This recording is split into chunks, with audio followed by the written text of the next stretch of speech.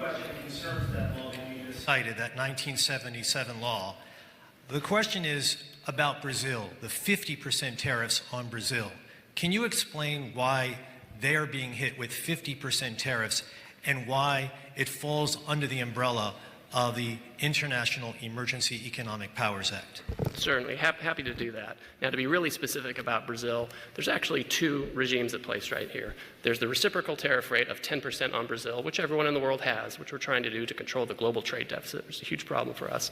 Then on top of that, there's a 40% tariff on Brazil, and that's under a separate emergency, and this is related to extreme concerns with rule of law, censorship, and human rights in Brazil, where a Brazilian judge has taken it upon himself to order U.S. companies to censor themselves, given them secret orders to manage the flow of information, rule of law with respect to political opponents in Brazil, and so when the... And the unlawful detention of U.S. citizens who were in Brazil. Correct. Now, the Treasury Department has often used IEPA, which is the shorthand for the law you're talking about, to impose sanctions, which will cut off countries or companies or persons entirely from the U.S. financial system and cut off trade entirely.